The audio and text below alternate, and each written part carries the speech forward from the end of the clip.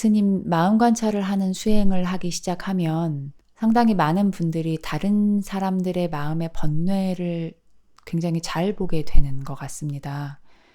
그래서 타인에 대한 관심과 함께 다른 사람 마음의 번뇌에 대해서 이모저모 이렇게 분석하고 평가하고 하는 거를 굉장히 많이 하게 되는데, 그러다 보면 착각을 하게 되는 게, 아, 내가 마음을 잘 보는구나라고 착각을 잘못할 수도 있더라고요. 근데 그러다가 정작 제 마음을 보는 거는 차원이 다르게 난이도가 너무너무 어렵고, 마음을 보는 거는 본다고 치더라도 그 본 마음이 불선법이다 할 때 그거 원인 찾고 버리는 거는 또 다른 레벨로 매우 심한 강도로 어렵더라고요. 그래서 다른 사람 마음을 보고 다른 사람이 어떻다 저떻다 하는 거랑 내 수행하는 거랑 전혀 별개라고 하면은 좀 말은 안 되지만 이게 급이 다른 일이구나 라는 생각을 좀 하게 됐습니다.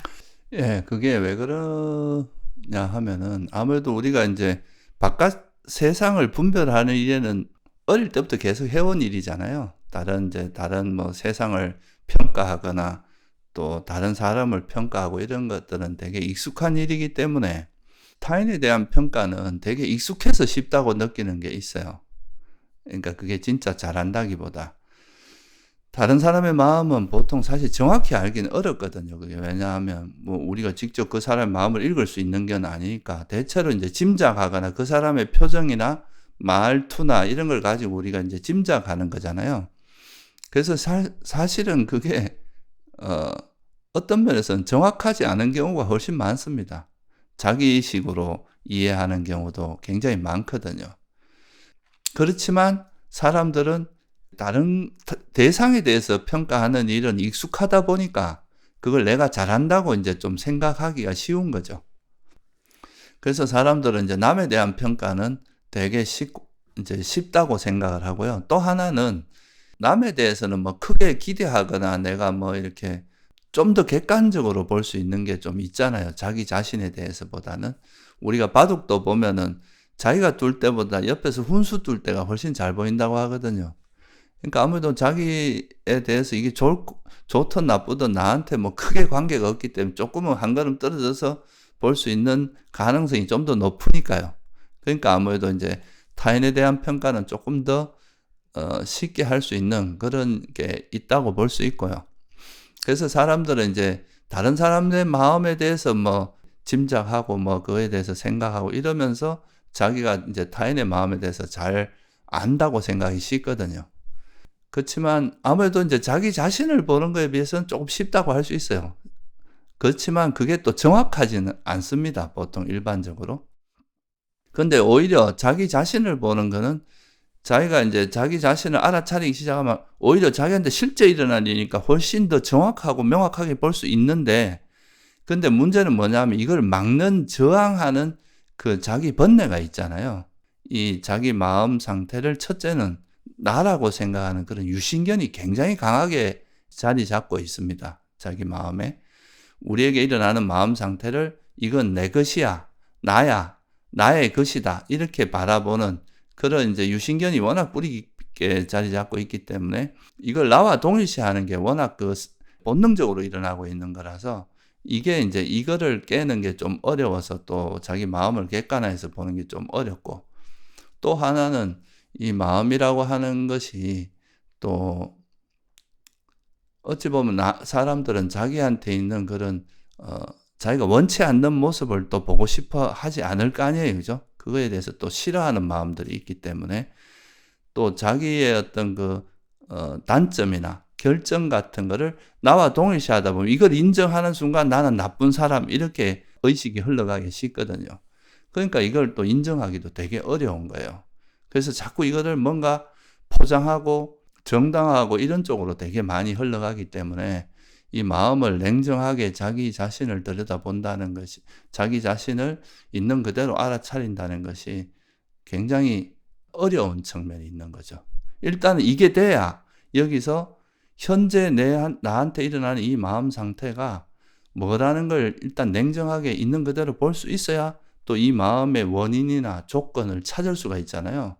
근데 이 첫 관문에서부터 뭐 유신경이라든가 화라든가 이런 거에서 이게 이제 장벽이 있기 때문에 그래서 자기 자신을 보는 게 조금 더 타인은 그냥 드러나는 거니까 우리가 좀 바깥을 분별해오던 습관에서 조금 더 쉽게 본다고 생각하기가 쉽고 그렇지만 자기 자신을 보는 거는 그거보다는 훨씬 더 어렵죠. 왜냐하면 아까 말씀드렸던 유신경이나 화 이런 게 이제 되게 대단한 장벽을 만들기 때문에 이 자기 자신을 있는 그대로 본다는 것이 어렵게 느껴지는 겁니다. 실제 그 마음을 알아차린 자체가 어렵다기보다는 그런 번뇌가 좀 막고 있는 게 되게 커요.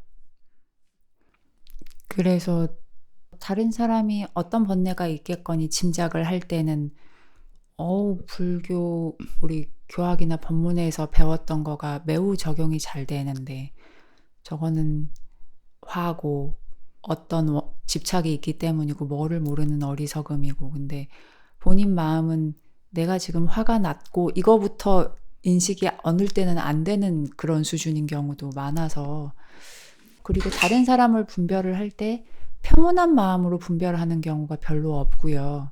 그냥 분별하는 것 자체가 재밌는 욕망으로 하거나 왜 그냥 사람들이랑 타인에 대해서 잡담 떠드는 이렇게 저렇게 품평하면서 잡담하는 게 재밌는 거거나 아니면 타인에 대해서 내가 화가 나서 막 화를 비판으로 이렇게 포장을 해서 이렇게 분별하거나 이런 경우가 많기 때문에 근데 사실은 그러고 있는 제 마음의 욕망이나 화를 봤어야 되는데 그런 건 안 하고 대상만 보면서 뭐 하고 있다고 착각을 하고 이러더라고요. 그래서 내가 타인을 분별을 하고 있을 때는 거의 대부분은 내 수행을 안 하고 있구나. 그거를 알게 되면서 타인 분별하는 게 참 좋지 않은 부분도 상당히 많구나 하는 생각을 하게 됐었어요. 예, 그래서 사실은 엄밀히 말하면 자기 마음을 정확히 보고 나서 이 마음이 움직이는 걸 보면 자기 마음을 알아차리는 거는 자기가 노력만 하면 정확히 볼 수 있는 거거든요, 그게. 근데 대부분 타인의 마음은 좀 추측하는 거잖아요.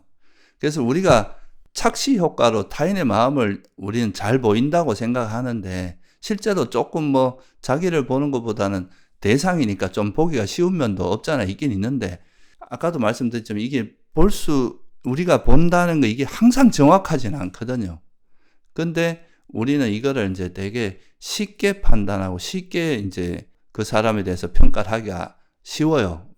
근데 자기 자신을 객관화해서 보는 힘이 생기고 나서 타인을 보면 내가 내 마음을 좀 객관화해서 보는 훈련이 됐기 때문에 타인을 볼 때도 좀 쉽게 판단 안 하고 조금 더 번뇌의 속성을 이해한 상태에서 판단하기 때문에 조금 더 신중하게 상대를 생각하고 좀 더 배려하고 이런 마음이 좀 더 작용하기가 쉽습니다. 근데 타인 보는 거에 너무 이제 이렇게 마음이 가 있다 보면은 이게 타인에 대한 분별을 하는 거 이런 거에 이제 익숙해지면 이거는 우리가 원래부터 잘하던 익숙한 일이니까 그런 쪽으로 자꾸 가다 보면 이거를 자기 마음 상태에 대해서는 알아차리지 못하면서 타인을 자꾸 분석하고 이런 걸로 내가 마음을 잘 알아차린다고 착각하기가 되게 쉽습니다. 이게 되게 위험한 일이거든요. 이렇게 되면은 자기 딴에는 이제 나는 이렇게 다른 사람 딱 보면 금방 잘한다고 생각하는데 사실 그게 정확하지도 않고 또 그렇게 하는 과정에서 사실은 그냥 자기 생각을 아는 거거든요. 그거는. 이렇게 분별할 때 자기 마음 상태에 대해서는 잘 몰라요. 그래서 자기 마음을 아는 거는 오히려 취약해지기가 쉽습니다. 그게. 그러면 수행이라는 거는 자기 마음을 보는 게 핵심이니까 자기 마음을 보려고 노력을 하고 혹시 내가 타인에 대해서 분별하고 있다면 어떤 마음으로 분별을 하고 있는지 내 마음을 돌아보는 식으로 노력을 많이 하면은 될까요? 네, 그게 아주 좋은 방법입니다. 그러니까 우리가 이제 타인을 분별할 때 그 분별이 좀 더 의미가 있고 좀 더 정확해지는 아주 중요한 조건 중에 하나가 자기가 그 분별할 때 자기 마음 상태가 되게 중요하거든요.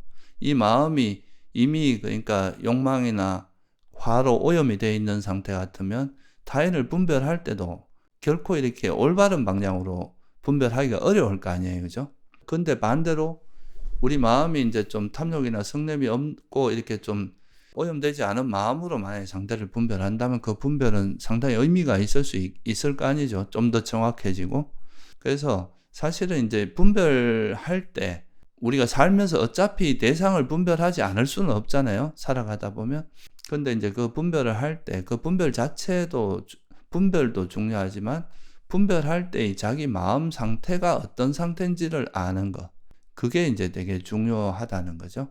그게 이제 어떻게 보면 그 대상을 분별할 때 내 마음이 오염됐는지 안 됐는지를 알 수 있는 기준이 되거든요.